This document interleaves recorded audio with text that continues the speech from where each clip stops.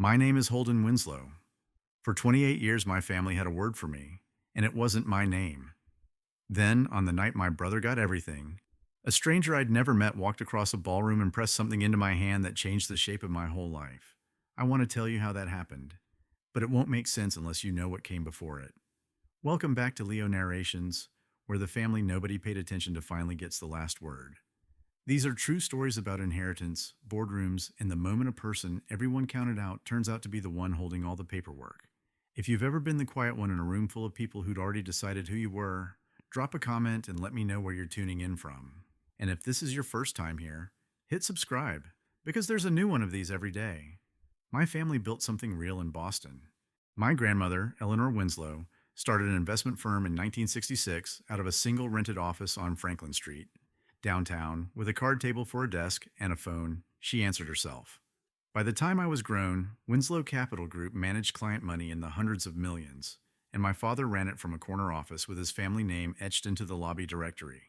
We had a house in Dover worth more than most people make in 3 lifetimes.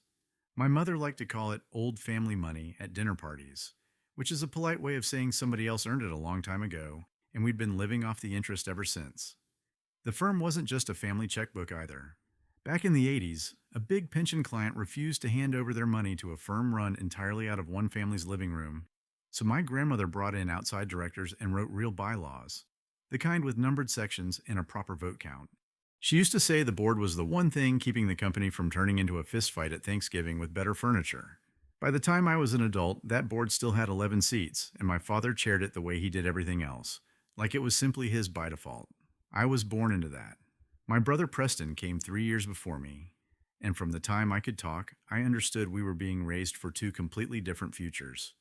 When I was 7, a school counselor called my mother in and told her I had a visual processing disorder, a clinical way of saying that the lines on a page didn't stay put for me the way they did for other kids, no matter how hard I concentrated. My mother came home from that meeting and told me gently that some kids just aren't built for books, and that I shouldn't feel bad about it. I didn't feel bad. Not yet. I was 7. I believed her the way you believe your mother about most things at that age, without checking. What I didn't understand was that my parents had already decided what the diagnosis meant. It didn't mean I needed help. It meant I'd been sorted. I figured out on my own, over the next few years, that if I turned a page into pictures instead of sentences, I could hold on to it. I drew maps of stories instead of reading them straight through. I fell asleep with an old cassette player under my pillow, audiobooks running until the batteries died. Nobody taught me any of that. I built it because I had to, the way you build a raft once you're already in the water. Every Sunday, without fail, my grandmother picked me up and drove us to her apartment on Mount Vernon Street, on Beacon Hill, 4 flights up with no elevator, and we'd sit at her kitchen table for hours. She never once acted like she was tutoring me. She talked to me like I already had something worth hearing. She'd pull out old client files from the 70s, names blacked out, and walk me through them like puzzles instead of homework. You don't read a contract like a story, she told me once when I was maybe 11. You read it like a building. Find the load-bearing walls first. Everything else is just paint. I didn't know yet that she was training me for something. I just knew Sunday was the one day of the week I didn't feel stupid. Christmas Eve, 2012. My parents hosted 18 relatives at the Dover house. The whole production, caterers, and a tree that scraped the ceiling, and my mother's good china that only came out twice a year. I was 15. Preston was 18, a senior at Milton Academy, and 2 weeks earlier he'd gotten his early acceptance letter to Harvard. My father stood up before dessert with a glass of wine in his hand. "I want to say something," he said, and the table went quiet the way it always did when he used that voice. Preston got into Harvard. Early acceptance. My son is going to walk through Harvard Yard next fall. Everybody clapped. My aunt actually teared up a little. Preston did the thing where he looks down like the attention embarrasses him, which even at 18 he'd already figured out works better than looking pleased with yourself. Then my father's eyes drifted down the table to me, and the whole room did the thing where the energy just drops half a step. "And Holden's here too," he said, smiling like it was a joke, and a few people laughed. The uncomfortable kind people do when they don't know what else to do with a silence. Preston laughed along with them. I remember that more than I remember my father's line. My own brother, laughing. I got up before the plates were even cleared and went to help stack dishes in the kitchen, mostly just to have a reason to leave the table. My grandmother followed me in a few minutes later, dried her hands on a towel, and stood next to me at the sink without saying anything for a while. Your father counts things he can put on a resume, she finally said. That's a small way to measure a person, Holden. I hope you never learn to do it his way. She wasn't smiling when she said it. I'd never seen her look at her own son like that before, like something had finally used up the last of her patience. I graduated from UMass Amherst in December of 2019. Nothing special on paper. And that January, I went to work at Winslow Capital Group as a junior operations coordinator. $38,000 a year. I filed reports nobody read and booked conference rooms for meetings I was never invited into.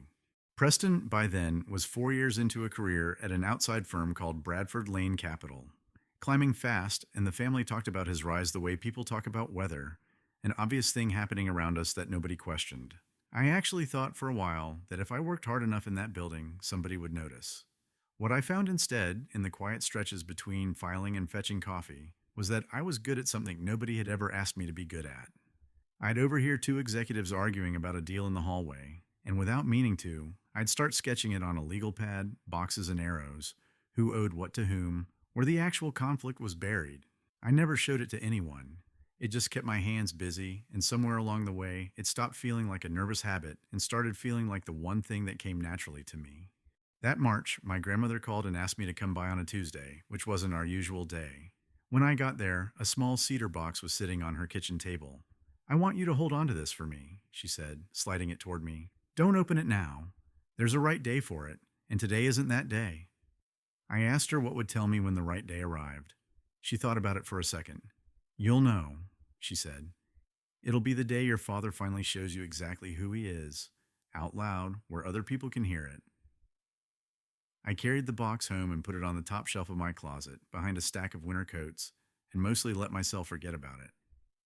She had a stroke the following February. She never fully got her speech back, and for a while she'd get frustrated trying to finish a sentence and just laugh instead.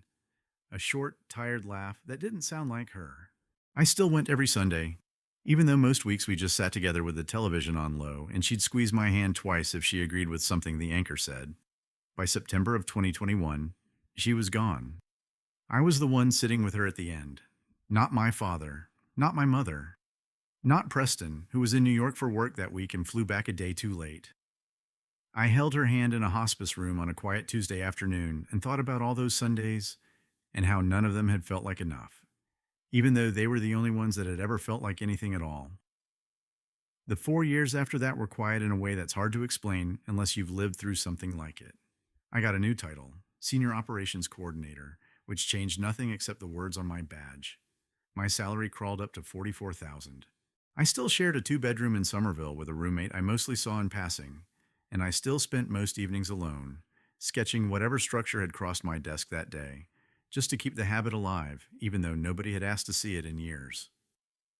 Preston made vice president at Bradford Lane at 29, and in the fall of 2023 he started a 2-year MBA at Harvard Business School, which in my family was treated less like an academic program and more like a coronation that happened to take 2 years. My mother mailed him a card every time he made a new connection worth mentioning at dinner. I don't think she ever once asked me what I did all day. I think by then she'd stopped wondering. By the spring of 2025, I was 28, still filing reports nobody read, still watching my brother's life unfold on a completely different set of tracks than mine. On Wednesday, May 14th, an email landed in my inbox at 20 to 5. Subject line, Position Restructuring, Confidential. I read it 3 times because the lines still slide out of order on me when I'm tired or upset, and by the 4th read the meaning finally held still. My position was being eliminated, effective July 1st. HR would follow up about severance.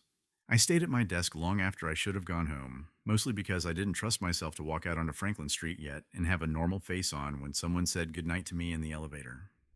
Through the thin wall of my cubicle, I heard my father's voice in his office, and then my mother's, who must have swung by after a fitting for Saturday. It looks bad. Him still filing expense reports down the hall while Preston's about to take a leadership seat, my father was saying. People are going to ask why he's never been promoted in 5 years. My mother said something I couldn't quite catch, and then, clearer. We'll give him a generous package. He'll land somewhere. I sat there with my hand flat against the wall, like I could feel the conversation through the drywall, and did the math in my head. $44,000 a year doesn't leave much of a cushion. 2 months maybe before real trouble started. But honestly, that wasn't what kept me sitting there. It was the sentence my father never finished. He'd never once said what I was actually bad at, just that I was inconvenient. Preston's graduation party was 2 days later, Saturday, May 17th, at the Fairmont Copley Plaza. 350 guests in the grand ballroom, an orchestra tucked in the corner, my mother in a dress that cost more than my monthly rent. I wore the one good blazer I owned. My mother took one look at me in the lobby and sighed. You couldn't find anything nicer for tonight? This is what I have, I told her. She adjusted her handbag strap and said, Well, try not to make this about you. It's Preston's night, and walked off to find someone more important to talk to. They sat me at a table near the kitchen doors, surrounded by second cousins I'd met maybe twice in my life. Waiters kept sliding past with trays of something wrapped in prosciutto, and a 12-piece band worked through old standards near the far wall, and everywhere I looked there was gold leaf on something, a chairback, a menu card, the edge of a mirror.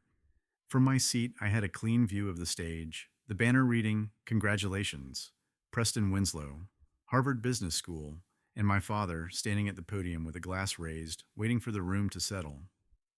Preston finished among the top of his class at Harvard Business School, my father said, and the applause started before he even reached the next sentence. He spent 7 years earning his stripes at Bradford Lane Capital, and now he's coming home to help me run the company my mother built. More applause. Preston stepped up beside him, easy smile, one hand raised in a small wave, the picture of a man who'd been expecting this his whole life. Because, honestly, he had. Then my father kept going. Effective today, he said, the X5M is his. The house in Dover, all $22 million of it, is his. And when I step back from this company, everything, every bit of what my mother built from nothing, goes to Preston. The whole room stood up. I stayed in my chair, watching 350 people applaud my brother for existing correctly. A woman beside me, some cousin whose name I couldn't place, leaned over and asked, not unkindly, What about you, Holden? What does that mean for you? I didn't have an answer. I was still working on one when a distant relative asked my father, loud enough for a few nearby tables to hear, what the plan was for his other son. My father's smile flickered, just for a second. Holden's still finding his footing, he said, and turned back to shake somebody's hand. I sat with that for a minute. 19 years of hearing some version of the same sentence, and it still landed like the first time. I picked up my water glass, put it back down without drinking from it, and thought about the fastest, quietest way out of that room. I got up and walked toward the edge of the ballroom, mostly to have somewhere to put myself. That's when a man I'd never seen before crossed the floor and stopped in front of me. Silver hair, gray suit, the kind of unhurried walk that told you he wasn't there to mingle. He leaned in close enough that only I could hear him. They have no idea who you are, he said. Before I could ask him a single question, he pressed a heavy cream envelope into my hand, sealed in red wax, and turned back into the crowd. By the time I pushed through the noise to go after him, he was already gone. I want to pause here for a second, because I know some of you have lived some version of this. If you've ever sat in a room while everyone celebrated someone else for the exact thing you were never given a chance to be, drop the word "still" in the comments below. Let me know I'm not the only one. Now let's get back to it, because the envelope is where things actually start to turn. I didn't open it that night. I couldn't. I went home to my apartment in Somerville, sat on the edge of the bed, and just held it until almost 1 in the morning. When I finally broke the seal, 3 pages were inside, dense with legal language, a notary stamp, and a date near the top. September 2020. I read slowly, the way I've always had to, and the words held still this time because I needed them to. My grandmother's will. Not the one my father had, the one from 2016 that left everything to him. A new one, signed 5 months before her stroke, revoking every will that came before it. Near the middle, one paragraph stopped me cold. To my grandson, Holden Anthony Winslow, I bequeath 55% of my shares in Winslow Capital Group, along with the voting rights that come with them. I watched my son underestimate this young man for 2 decades and call it realism. I watched him hand every advantage to one child and call the other one a lost cause, when the truth is, he never once tried to teach that child anything. Ability was never the question in this family. Attention was. Holden got almost none of it, and he built something out of himself anyway. I would like to see what he builds when he finally has the resources to match the effort. There was a deadline attached. I had 96 hours from the moment I received the envelope to formally request an emergency board meeting, or the whole bequest would lapse and everything would default to my father's copy. The clock had already started. I sat on that bed for a long time after I finished reading, turning the pages over in my hands, and I won't pretend the first feeling was triumph. Mostly it was fear. If I did this, there was no version of my family where things went back to normal afterward. My mother would never forgive it. Preston would call it the ugliest thing I'd ever done to him. But if I let the deadline pass, I'd spend the rest of my life being exactly what my father had already decided I was. And I'd have done it to myself, on purpose, with the paperwork sitting right there in a drawer. A business card was folded inside the envelope, and I called the number the next morning. The man who'd handed it to me answered on the first ring. His name was Douglas Merritt. He'd been my grandmother's attorney for over a decade. There's a practical reason for the window, and there's her reason. He told me that afternoon, sitting across from me in his office near the courthouse. The practical one is that Massachusetts gives interested parties a limited period to raise a claim once they've been notified, so I drafted it to track that. Her reason was simpler. She didn't want you sitting with this for 6 months, turning it over, letting your mother talk you out of it one dinner at a time. She wanted the decision made while it was still just yours. I asked him why she'd waited so long. Why not just tell me while she was alive? He thought about it before answering. She told me once that if she handed you the company outright, you'd spend the rest of your life wondering whether you'd earned it or just inherited it. He said, she wanted you working first, on your own, so that by the time this reached you, you wouldn't need to ask yourself that question. That night, I finally opened the cedar box I had kept in my closet for 5 years. Inside was a handwritten letter on her stationery, a yellowed copy of the firm's original 1966 partnership agreement, and a thin folder of old corporate filings. Her letter filled in the rest. The 1966 agreement had a clause nobody outside the family knew existed. Founder shares carried permanent voting rights that couldn't be diluted without the unanimous consent of the firm's founding class, which by 2025 meant her, and now, through the bequest, me. My father had never seen the original document. He'd only ever worked from summaries someone else prepared for him. The folder held certified minutes from a board meeting in March of 2015, along with a formal letter of objection my grandmother had filed with the corporate secretary the same week, on the record, under her rights as a founding shareholder. The minutes showed my father proposing to cut her voting shares from 55% down to 8%, on the grounds, in his own recorded words, that she was out of step with modern portfolio strategy. The motion had failed by a single vote. Her objection letter was 3 sentences long, and I read the last one twice. My son has decided that age and ability are the same thing. I intend to make sure that mistake costs him something. Someday, even if I'm not here to watch it happen. I called Helen Kessler the next morning. She'd sat on the board with my grandmother for over 20 years, and when I gave my name, she didn't sound surprised at all. I've been wondering when you'd call, she said. Eleanor told me about all of this 3 years before she died. She also told me it would take about this long for your father to finally give you a reason to use it. She agreed to sign the petition for an emergency board meeting and said she could get 2 more signatures by that afternoon. By Tuesday evening, she'd brought in Gordon Ashby and Denise Foster, 2 longtime board members who, it turned out, had their own private frustrations with how my father ran things. The petition went to the corporate secretary that same day. Board meeting requested, Wednesday morning, 10 o'clock, at the Winslow Capital Group offices on Franklin Street. Preston called me at 7 that evening. I could hear he'd been drinking, just slightly, his voice a half step louder than usual. Do you have any idea what you're about to do to Dad? He said. No hello first. I didn't do anything to him, I said. I found out what he did first. This is unbelievable. 2 days after my graduation, and you're trying to blow up the whole company because you're jealous. I'm not jealous, Preston.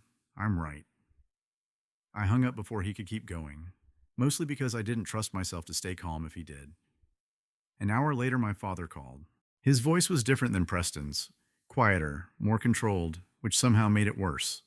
This is a mistake, he said. Whatever Helen Kessler filled your head with, you're going to regret this by Wednesday morning. We will contest anything you try to bring into that room. Then bring your evidence, I said. I'll bring mine. He hung up without another word. Wednesday morning, I put on the only suit I owned that still fit right and took the train downtown to Franklin Street. A security guard outside the 40th floor conference room checked his tablet and told me my name wasn't on the authorized list. Winslow, I said. Holden Winslow. There's already a Winslow on the list for today, he said, scanning down the sheet. Charles Winslow and a Preston Winslow. I'm the other one, I said. And even I heard how strange that sounded out loud. He told me it was a restricted meeting and asked me to step aside. Preston came around the corner just then, already in his own suit, already looking like a man who belonged there in a way I never had. Holden, what are you doing here? I have information for the board. He actually laughed. Information? About what? You've never even set foot in this room. Before I could answer, Helen Kessler stepped into the hallway. I invited him, she said. He is standing to address the board. Let him through. My father appeared behind her, jaw tight. Fine, he said.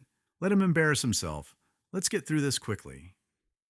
Inside, the board sat around a long walnut table. 11 members, including my father, a painting of my grandmother watching the room from above the fireplace, the same way she used to watch me across her kitchen table. William Chadwick, the board chairman, called the meeting to order and gave the floor to Helen Kessler, who immediately yielded it to me. Before I could open my folder, my father raised a hand. Before we waste the board's time, he said, some context is needed. Holden works in an administrative role. He has no financial background, no legal training, and frankly, no experience relevant to anything on this agenda. Preston added from beside him, he has a processing disorder, Dad. This isn't about jealousy. It's about not letting him get in over his head in front of people who could actually use his help. A couple of board members shifted in their seats. Chadwick cut back in before I had to respond to any of it. Mr. Winslow will have his turn. Go ahead, Holden. I stood up. My hands weren't shaking, which surprised me more than anyone else in that room. I'm not going to talk about my reading today, I said. I'm going to talk about this. I set the will on the table. This is my grandmother's last will and testament, signed and notarized in September of 2020, 4 years after the version my father has been operating under. Under Massachusetts law, a later valid will replaces the ones that came before it. My father's face went pale. That's impossible. My mother's will was executed in 2016. I have the copy. You have a copy of an earlier will, I said. This one is newer. I turned toward Douglas Merritt, sitting quietly near the door. Mr. Merritt, can you confirm this document is authentic? He stood calm as ever. I'm Douglas Merritt, of Merritt & Cole. I served as Eleanor Winslow's personal attorney for over a decade. This will was executed in my office, witnessed by 2 independent notaries. The original is on file with our firm, and a copy was lodged with the Suffolk County Registry of Probate for authentication. This is a fraud, Preston said, though his voice had lost most of its certainty. It's not, Merritt said simply. I'd think carefully before you say that again in a room full of people who can check. Chadwick studied the pages, eyebrows lifting. This bequeaths 55% of company shares to you, Mr. Winslow. He looked up at me. To you specifically. Murmurs went around the table. My father's palm hit the wood. She was ill. She was manipulated. She signed this 5 months before her stroke, I said. Not after. Before. When she was, by every account in this room, completely herself. I pulled a second folder from my bag. And in case anyone still thinks this came out of nowhere, I want to read something into the record from 2015. I read the minutes aloud, the ones certified by the corporate secretary at the time. My father's own motion, in his own recorded words, to cut his mother's voting shares from 55% to 8% because she was, quote, out of step with modern portfolio strategy. Then I read her written objection, filed the same week, on file with the company ever since whether anyone had bothered to look at it or not. The room went quiet when I finished. Those minutes were routine business, my father said, his voice climbing for the first time all morning. They're also public record inside this company, I said. You just never expected anyone to go looking. That objection is the reason she wrote a will you didn't know about. She saw exactly what you tried to take from her, and she made sure you couldn't try it again without a fight. Chadwick called a recess so outside counsel could verify everything against the probate registry. 45 minutes. I sat alone at the end of the table while board members filtered out in small groups, talking low. Gordon Ashby stopped by my chair on his way out and just said quietly, Your grandmother used to bring homemade bread to the holiday meeting every December without fail. I always wondered what she was building toward. Denise Foster didn't say anything at all, just gave me a short nod on her way past, the kind you give someone you've decided to trust before you've fully worked out why. Preston and my father stood together near the window the whole recess, not speaking to each other, both staring out at the harbor like the answer might be sitting out there somewhere. When everyone filed back in, Chadwick didn't waste time. Council has confirmed the will is valid and properly filed. It supersedes the 2016 document. As of this moment, Holden Winslow holds 55% voting control of Winslow Capital Group. I stood up again. Every eye in the room was on me, including my father's, and for the first time in my life, what I saw on his face wasn't dismissal. It was something closer to fear. I have one motion, I said. I'm not asking the board to remove Charles Winslow as CEO. I'm asking for a formal vote of confidence. If the majority of this board still trusts him to run the company, I won't interfere with how he runs it. If they don't, that's on the record, not on me. Preston's head snapped toward me. You're going to let a vote decide this, just like that? That's how this company was always supposed to work, I said. My grandmother wrote the rules. I'm just using them. Chadwick called for the vote. 7 hands went up against my father. 3 stayed with him. 1 abstained. 11 counted twice to be sure. The board has voted no confidence, Chadwick said. Mr. Winslow, per section 9.2 of the bylaws, you have 30 days to submit your resignation. My father didn't say anything. He looked at me for a long moment, really looked, in a way he never had before, and then he stood and walked out without looking back. Preston stayed in his chair a moment longer, staring at the will still sitting on the table like it might rearrange itself back into something he recognized. Quick pause again, because I think this next part matters as much as anything else I've told you. I could have asked the board to remove him on the spot. I didn't. If you've ever had the power to hurt someone who hurt you and chose something else instead, tell me in the comments what you chose. I read every one of them. Back to the story. My mother caught up with me in the private corridor outside the boardroom, mascara already smudged, my father a step behind her. You have no idea what you've done, she said. I know exactly what I've done, I said. We were only trying to protect you, she said. You've always struggled, Holden, and we didn't want to put more pressure on you than you could handle. You didn't protect me, I said. You decided who I was before I ever got a chance to show you something different. There's a difference. My father finally spoke. We'll contest this. This isn't over. You'll lose, I said. And you know it. Because she already thought of that too. I walked to the elevator and didn't wait around to hear whatever either of them said next. The ride down took less than a minute, and somewhere in that minute the adrenaline that had carried me through the last 4 days started to drain out. What was left underneath wasn't triumph. It was grief. I'd just closed the door on 28 years of hoping my family would eventually see me differently. I'd closed it myself. By the time the doors opened onto Franklin Street, I'd wiped my face and straightened my jacket, and I walked out into the daylight, not entirely sure what came next. My father's resignation became official on June 20th. William Chadwick stepped in as interim CEO.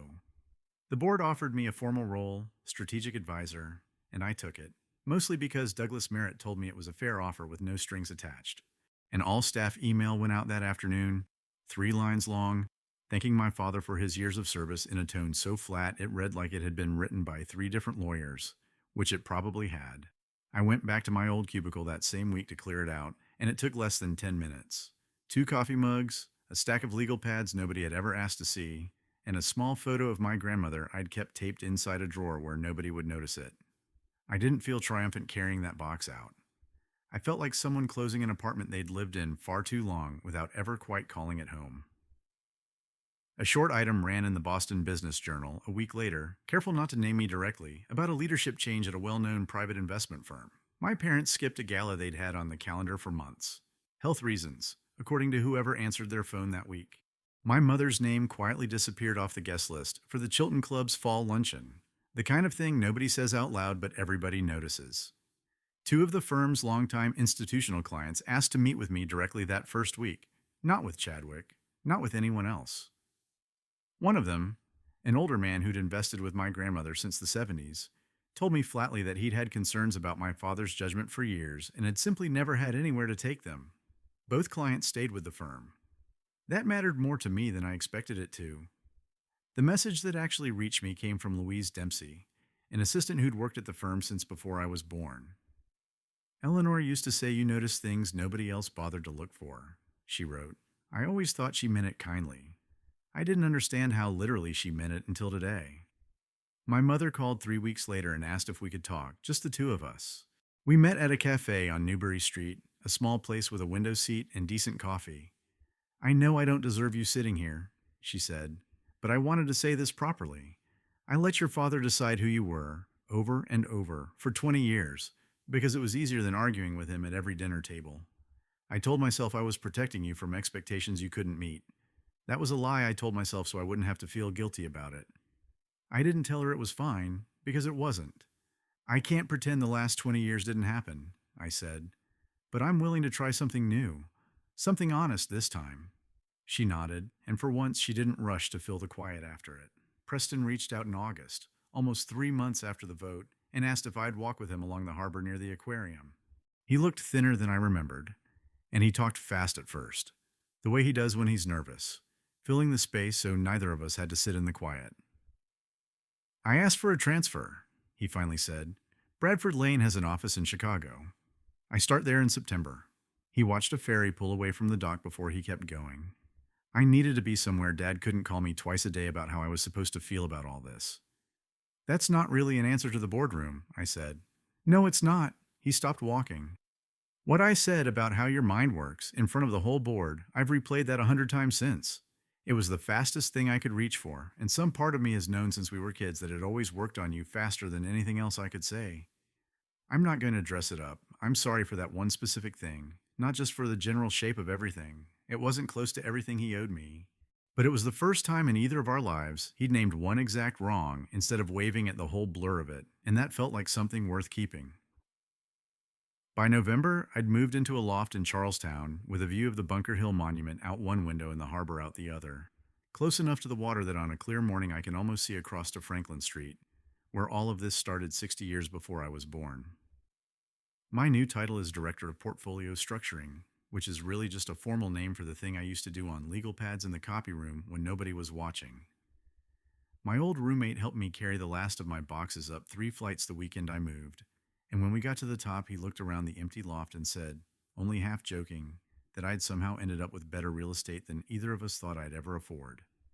I didn't tell him how I actually got it. Some things take longer than a Saturday afternoon to explain. I hung one photograph above my desk, my grandmother standing outside that first rented office in 1966, laughing at something out of frame, younger than I ever knew her. For most of my life, I thought being slow with words made me the weak link in this family, the one thing about me nobody had to argue about. What actually happened is that I spent so many years figuring out how to get by without reading the way everyone else did, that by the time it mattered, I could see a structure whole, the way most people can only see it piece by piece. My father spent his whole career hiring people who could read a room and a resume. My grandmother spent hers watching how people treated the ones who couldn't fight back. Those turned out to be two very different ways of deciding who to trust, and only one of them actually built anything that outlasted the person who built it. If you've ever been the family member everyone quietly decided not to expect much from, I'd like to know what they got wrong about you.